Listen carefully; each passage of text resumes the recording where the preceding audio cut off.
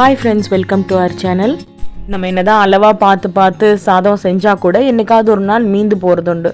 அந்த சாதத்தை வேஸ்ட் பண்ணாம நம்ம ஒரு சின்னதா தாளிப்பு கொடுத்து எப்படி செய்யறதுன்னு பார்க்கலாம்.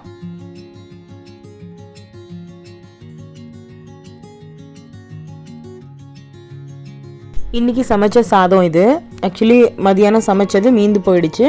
ஸோ தொட்டுக்க குழம்பு ரசம் எதுவுமே இல்லாத டைமில் இந்த பிளைன் ரைஸில் நான் இன்னைக்கு தாளிப்பு கொடுக்க போகிறேன். இந்த தாளிப்பு கொஞ்சம் விதையாக இருந்ததுன்னா பழைய சாதத்தில் கூட இதே மாதிரி செய்யலாம்.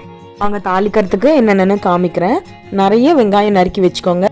தாளிக்கிறதுக்கு கடலைப்பருப்பு, உளுந்தம்பருப்பு, அப்புறம் கடுகு, காரத்துக்கு பச்சை மிளகாய், அப்புறம் 4 வரமிளகாய், கருவேப்பிலை மல்லி, அவ்வளோதான். சாதம் இதுலேயே போட்டு தான் கிளற போகிறோம். அதனால் அதுக்கு தக்கன பாத்திரம் எடுத்துக்கோங்க. நான் இன்றைக்கி மண் சட்டி தான் எடுத்திருக்கேன். தாளிக்கிறதுக்கு கடலெண்ணெய் கொஞ்சம் விட்டுருக்கேன். கொஞ்சம் தாராளமாகவே விட்டுக்கோங்க. கடலை பருப்பெல்லாம் சேர்த்துருக்கிறதுனால பொன்னிறமாக வறுத்தெடுக்கிறது நல்லாயிருக்கும்.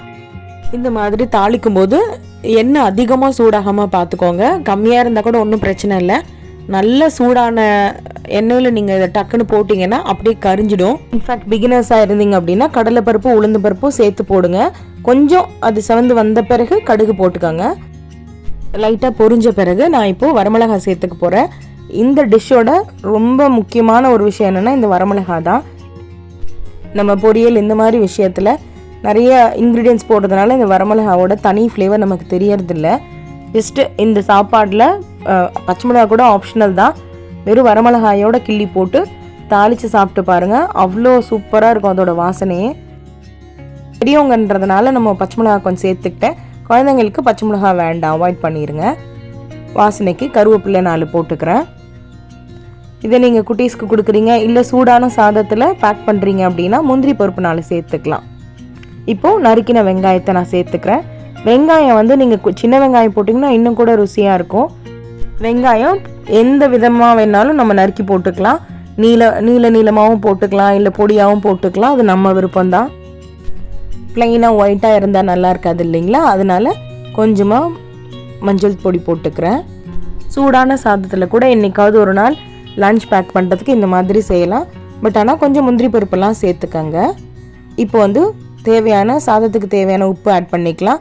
இப்போதைக்கு போட்டுக்கோங்க. அப்புறம் நம்ம சாதம் கிளறும் போது பத்தலைன்னா நம்ம ஆட் பண்ணிக்கலாம். தக்காளியோ இல்லை வேறு எந்த இன்க்ரீடியண்ட்டோ தேவை கிடையாது.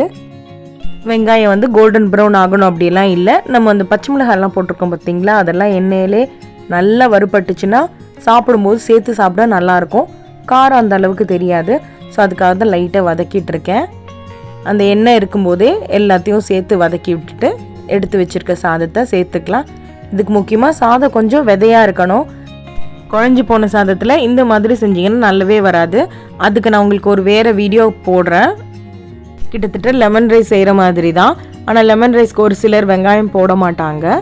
இன்கேஸ் லெமனும் வீட்டில் இல்லை அப்படின்ற பட்சத்தில் இந்த மாதிரி செய்யலாம். கிளறும் போது உப்பு பார்த்துக்கோங்க. ஏன்னா நம்ம எவ்வளோ கம்மியாக தான் போட்டிருக்கோம் ஃபஸ்ட்டு. ஸோ நம்ம சாப்பிட்டு பார்த்துட்டு கூட உப்பு தேவைன்னா போட்டுக்கலாம்.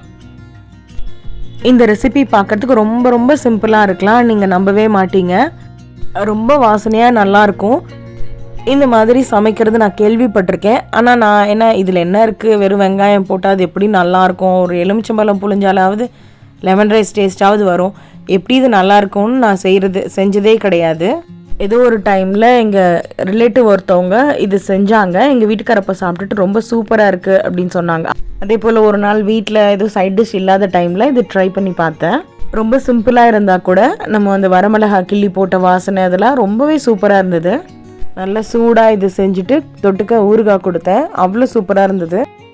சொல்லுவாங்க வரமிளகாய் 2 கிள்ளி போட்டாலே அது வாசனை தனிதான்னு சொல்லுவாங்க. அது இந்த ரெசிபி சாப்பிட்ட பிறகு தான் எனக்கு அது புரியுது.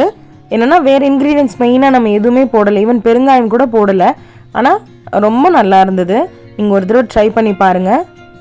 நிறைய ட்ரெடிஷ்னலாக ஆத்தென்டிக்கான ரெசிபீஸ் எல்லாமே கைவசம் இருக்குது. அம்மா கிட்ட கேட்டு எழுதி வச்சுருக்கேன். ஸோ உங்களுக்கு வேணும் அப்படின்னா மறக்காமல் சப்ஸ்கிரைப் பண்ணிக்கோங்க. தொடர்ந்து வீடியோஸ் பாருங்கள், சப்போர்ட் பண்ணுங்கள். Thank you friends. Have a nice day.